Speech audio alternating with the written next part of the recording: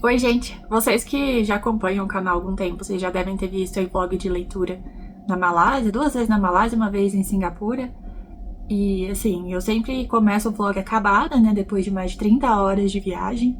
E dessa vez eu também estou numa viagem de trabalho, mas pro México, como vocês viram aí no título. E assim, estou tão acabada quanto ou mais, apesar de serem, né, horas de voo, 9 horas, o que é bem menos do que 20 e tantas horas, né, pra ir pra Ásia, enfim.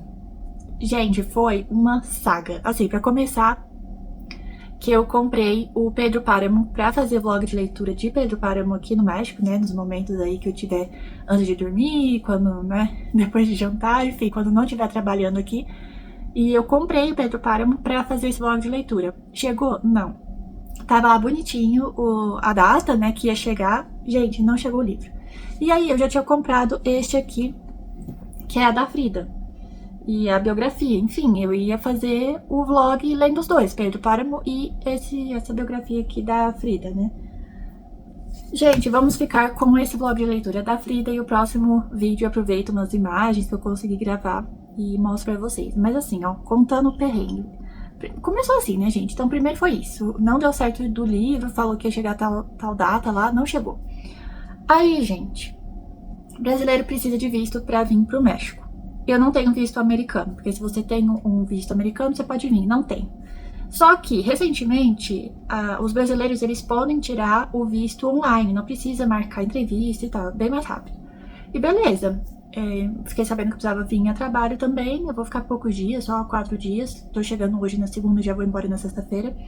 Só que assim, gente, tirei lá tudo, nossa, achei maravilha. Cheguei aqui, fui passar na imigração, imprimi tudo bonitinho, o meu visto, o hotel que eu tô, tudo, gente, tudo. Passei lá na imigração, super confiante, tranquilo. Aí ele falou, você vai precisar passar por uma segunda entrevista. Aí eu fiquei meio, né, assim, como assim? Mas, né, tudo bem. E aí, gente, veio uma mulher, pegou meu passaporte e eles não te explicam nada. Me levou pra uma salinha que tava tão quente que eu passei mal, porque eu fiquei lá 2 horas. Eles me levaram pra essa salinha, tinha uns policiais lá, e aí eles falaram, desliga seu telefone. E aí eles falando meio assim em espanhol, né? E, gente, eu não falo espanhol, então assim, ou é português ou inglês, e é isso, eu não falo espanhol, né? Apesar da gente que é brasileiro ter uma facilidade de entender muitas vezes, mas ali, acho que até pelo contexto, né? Eu não tava entendendo o que ele tava falando. Bom, aí, enfim, entendi lá nas mímicas, entendi, ele falou um pouco de inglês também. E a gente foi assim. Aí eu desliguei o celular e eles ficam com seu celular, com seu passaporte. E você não sabe o que tá acontecendo. E aí, depois de mais de 1 hora, veio uma mulher e pediu as minhas folhas lá, né? A minha passagem de volta, o hotel que eu tô hospedada. E assim, gente, o comentário. Lembra que eu contei pra vocês que na hora que eu tava passando lá na imigração, teve uma mulher que pegou meu passaporte? Era pra ela ter entregado pra essa outra mulher que fica lá dentro, né, desse posto policial, que eles me colocaram lá pra ficar esperando, e ela simplesmente esqueceu. Então tiveram mais 4 ou 5 pessoas também que foram levadas pra essa sala, depois foram chegando aos poucos, e elas passaram na frente, porque a mulher tinha esquecido de entregar o meu passaporte. Beleza. Fiquei lá esperando, pensando como eu faço pra ter acesso ao meu seguro-saúde, porque eu vou passar mal, eu vou desmaiar. Gente, tava muito quente, muito quente. Eu depois, né, enfim, acordei 3 horas da manhã pra ir pro aeroporto, aí, né, 10 horas de voo, e assim vai, gente. Eu falei, nossa, eu vou desmaiar aqui. Acho que vai acontecer isso. E eu fiquei pensando, só conseguia pensar como eu faço pra ter acesso ao meu seguro-saúde. E eu não entendia nada, eles não explicavam nada, eles estavam com meu passaporte, telefone, o pessoal preocupado comigo, porque outras pessoas também vieram pra trabalhar, né, e eles estavam preocupados. Gente, quando eu tive acesso ao meu telefone, 2 horas depois, eu vi um monte de ligação dos meus colegas de trabalho, e, nossa, foi o caos. Enfim, aí, gente, assim, a cereja no bolo foi que eu entreguei essas impressões pra moça que ia avaliar lá, sei lá o que eles estavam fazendo, e ela perdeu o meu visto. Minha folha do meu visto, ela perdeu. Ela veio meio que rindo e falou assim, você tem seu visto? Aí eu falei, eu te entreguei a folha. Aí ela falou, eu perdi. Gente, ela perdeu. A mulher da imigração lá, que tava com os policiais, eu não sei se ela é policial também, enfim. ela perdeu. Aí ela falou, você pode pegar seu telefone só pra me mostrar no seu telefone, você tem? Eu falei, acho que sim, acho que eles mandam, né, mandam por e-mail. Enfim, gente, aí consegui ligar o celular, mas não pude também falar com ninguém. Liguei o celular, só mostrei, desliguei de novo, aí eles confiscam lá seu telefone. E fiquei esperando mais um pouco. Daí eles vêm com um monte de papel, faz você assinar, você não sabe o que você tá assinando, porque não dá tempo de ler. Eu só vi que, assim, tinha todas as minhas folhas que eu tinha passado pra ela e eu só conseguia lembrar daquele Operação Fronteira. Vocês já assistiram Operação Fronteira? Eu caí num grupo de risco. Agora, por quê? Não sei, gente. Eu não sei se foi porque eu fiz outras viagens de trabalho antes ou porque eu acabei comprando essa passagem, né, de última hora, porque não foi, assim, uma coisa, né, que o meu trabalho pediu pra eu vir com muita antecedência, enfim. Não sei, mas é muito estranho, eles não te explicam nada. Depois meus colegas do trabalho falaram que viram eles me levando lá pra essa linha, ninguém mais foi levado, só eu. E não sei, eles ficaram duvidando, parece que da minha descrição do meu trabalho, sendo que eu passei todos os detalhes, enfim, me colocaram em algum grupo de risco e me chamaram lá e depois aconteceu tudo isso, assim, uma sequência de falta de sorte mesmo. E finalmente cheguei. Então, pra quem já assistiu os meus outros vlogs, esse eu tô muito mais acabada por conta desse desgaste, assim. É horrível, gente, é horrível você tá em outro país. Eu nunca tinha vindo pro México. E, assim, nunca quis vir também, nem, né, a turismo, nem nada. Então é a primeira vez que eu venho aqui. E, né, assim, então você não tá habituado, se é um lugar já que você visitou, mesmo a turismo, a trabalho, você tá um pouco mais familiarizado, né? Aqui eu nunca tinha vindo, então eu não sabia o que estava acontecendo, não sabia que salinha era essa, e o que eles estavam fazendo, se iam me mandar de volta pro Brasil, enfim. E foi curioso também, porque no Brasil, a pessoa, né, sabe quando você vai entrar assim no avião e aí tem os funcionários da companhia aérea, eles ficam ali olhando o passaporte, né? E esse rapaz, ele pediu o meu visto e eu mostrei.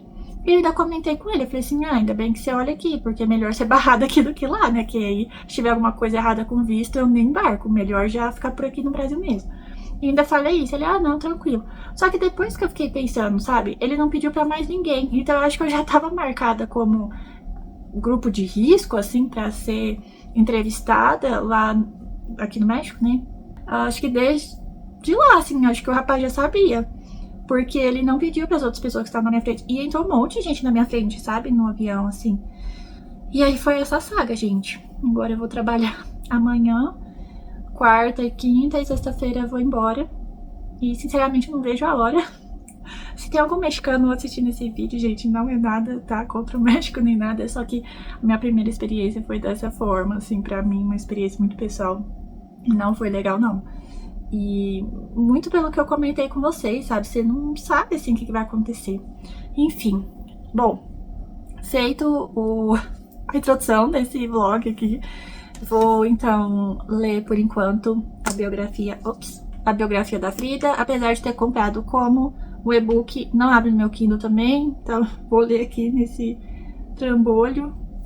E é isso, gente, eu vou compartilhar com vocês um pouco da biografia da Frida Kahlo. E se tudo der certo também, eu vou, na sexta-feira, antes de pegar o voo, eu vou lá na casa que ela morava, né, na Casa Azul, que chama-se hoje em dia, porque é um museu. Então ela e o marido, o Diego, eles moraram lá há quase 30 anos, pelo que eu pesquisei.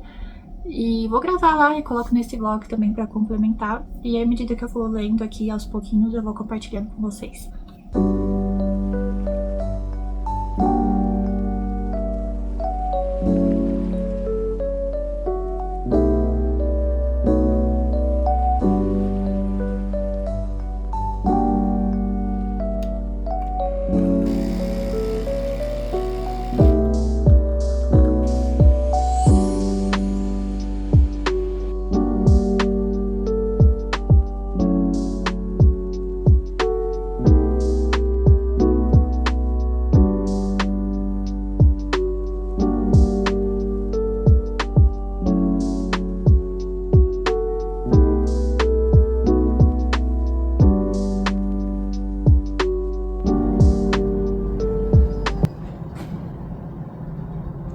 Gente, tô com o meu hiragana aqui pra fazer, mas ainda não consegui. Espero poder estudar um pouco aqui, gente, meu Deus. Mas é isso. Agora eu vou tomar café e já vou direto pro escritório. Hoje, na hora que eu voltar do escritório, eu converso um pouco com vocês do que eu li do livro até agora. Aí o tempo continua assim, gente, meio nublado. E é isso, essa rua é bem tranquila, quase não passa carro, parece.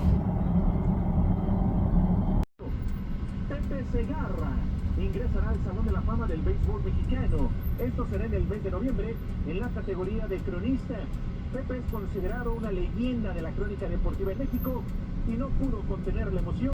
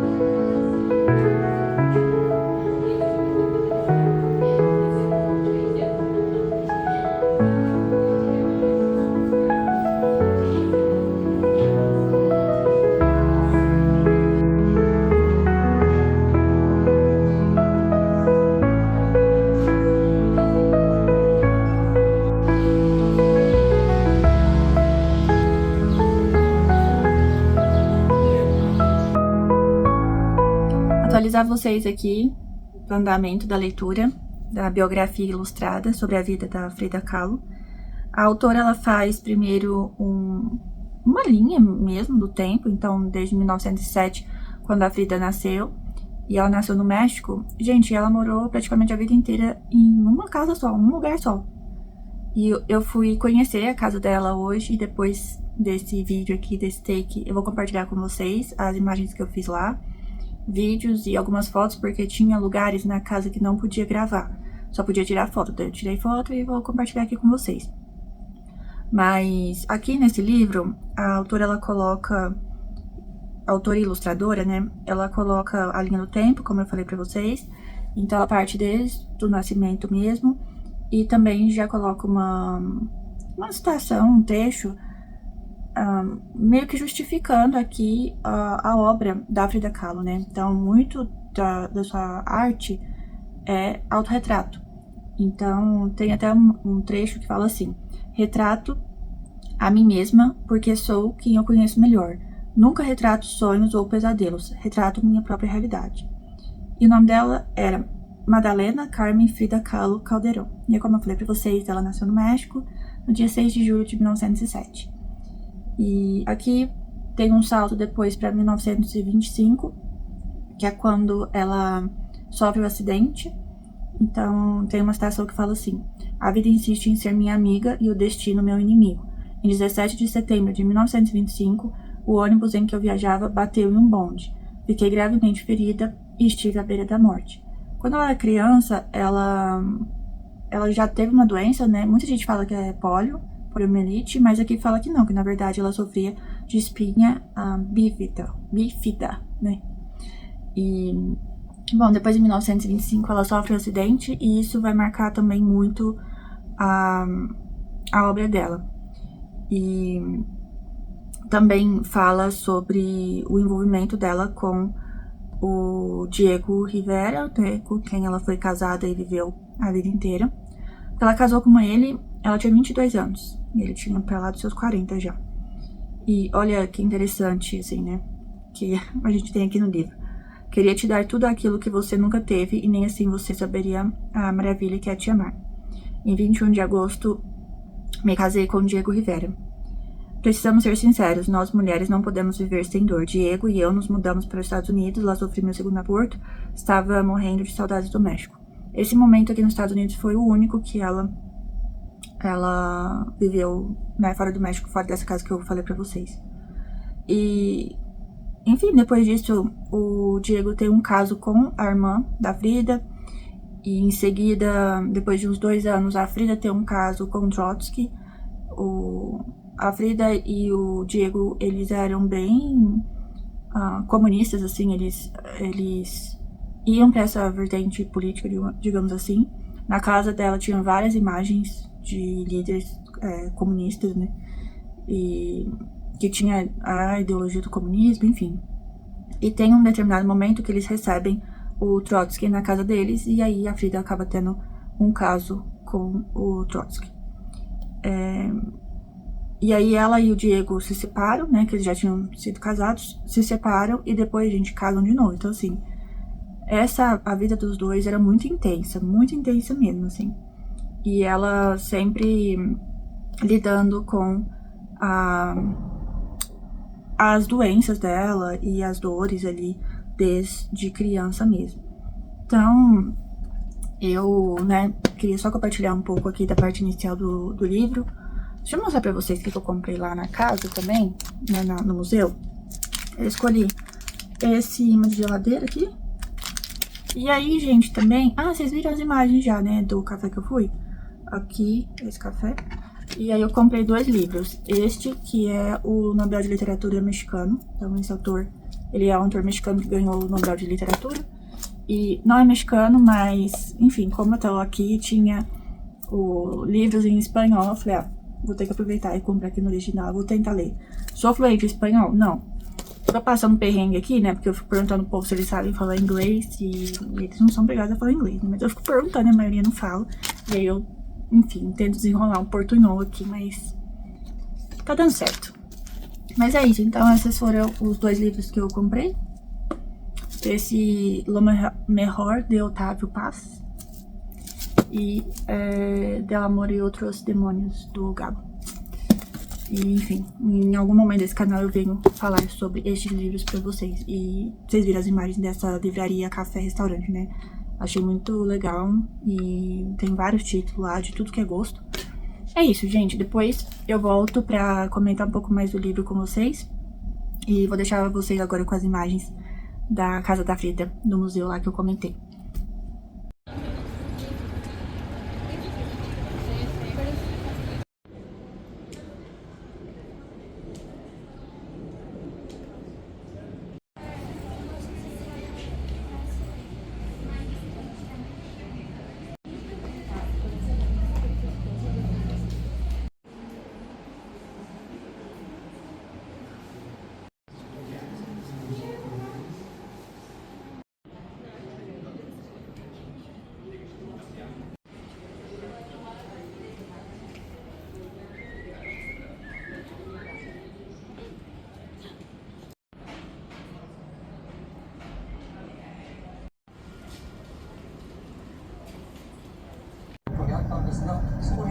Gente, sempre NHK sendo minha amiga. Quem assistiu os outros vlogs aí já sabe. Eu fiquei me salvando da solidão do hotel quando eu trabalho. Viajo a trabalho, né? Tô cansada, gente. Nossa, cheguei agora da rua e tô só o pó da rabiola. Oi, gente, vindo aqui pra finalizar o vídeo. Então eu avancei, eu já tô quase no finalzinho. Vou acabar de ler o livro agora esperando o voo, né? Nas horas lá de espera. Mas eu avancei, né? Então a gente tem contato bastante com os subterfúgios que a Frida usava, né? Se utilizava para poder viver de uma forma mais fácil, acho que não é a expressão, mas de uma forma menos traumatizante, né? Porque a vida dela foi bem traumatizante por conta dos acidentes, das doenças que ela teve. Então, por exemplo, ela inventava outra data de nascimento para não parecer que ela estava para trás, porque ela demorou para conseguir andar de forma eficiente, né? Porque ela tinha uma perna atrofiada por conta da doença que eu comentei com vocês. Então ela falava que ela tinha nascido na verdade em 1910 e não 1907. Em 1910 foi também a Revolução no México, né, a Revolução Mexicana, que derrubou o ditador Porfírio na época. Então ela se identificava muito com isso. Ela, né, aqui tem relatos sobre como os pais dela, né, e das irmãs tentavam proteger elas também dos conflitos ali naquele momento, dos revolucionários, né? E também como ela começou a pintar depois do acidente. O pai comprou um suporte, né, para colocar ali o quadro para ela conseguir deitar na cama, porque ela ficou bastante tempo tendo que ficar imobilizada, e a mãe comprou umas tintas, né? O pai dela, com 18 anos, ele veio pro México, ele era um imigrante, né? Ele veio da Alemanha, ele era um alemão, e a mãe dela era uma mexicana mesmo, né? A mãe dela já tinha tido outro relacionamento com um alemão e ele acabou cometendo suicídio. Então fala-se aqui no livro que a mãe dela nunca foi 100% feliz com o pai da Frida, né, pelo menos na perspectiva dela, porque a mãe nunca esqueceu esse, né, antigo relacionamento, e também a forma que acabou, né, ele acabando com a própria vida, foi muito traumático, né. Então a gente acompanha ela tentando colocar na arte todas aquelas dores que ela sentia, né, no corpo, e acabou que também impactava muito na qualidade de vida dela. Ela acabou falecendo bem nova, com 47 anos, e então a gente vai tendo contato como ela usou a arte para conseguir lidar com tudo isso. E ela é muito reconhecida aqui no México, gente. Ela é muito reconhecida, a arte dela. Então ela, né, em vida ela já colheu essa atenção, fez ali, tinha sua arte exposta na França, né? Naquele período era bem significativo para os artistas, enfim. Então a gente vai acompanhando aí a vida dela, né? Esses aspectos político, que ela pintava, da doença, né? Tudo isso ficou muito forte na vida dela e a gente lê bastante aqui na biografia. Tô gostando bastante, muito dessas coisas eu já sabia, né? Mas é legal ver, assim, numa linha do tempo, né? Todos esses acontecimentos e também os pensamentos dela sobre isso, com trechos do diário. Bom, eu espero que vocês tenham ficado mais curiosos também sobre a vida dela, e se cair algum livro sobre esse tema na mão de vocês, fica a recomendação de leitura. E também, né, espero que vocês tenham gostado aí das imagens do México. Eu vim para trabalhar, então, né, não fiquei turistando, tive pouco tempo para, né, dar um pulo lá no museu e ir na casa ali da Frida, né, que se tornou museu também. Mas é isso. Obrigada, gente, por assistir até aqui, e a gente se vê super em breve.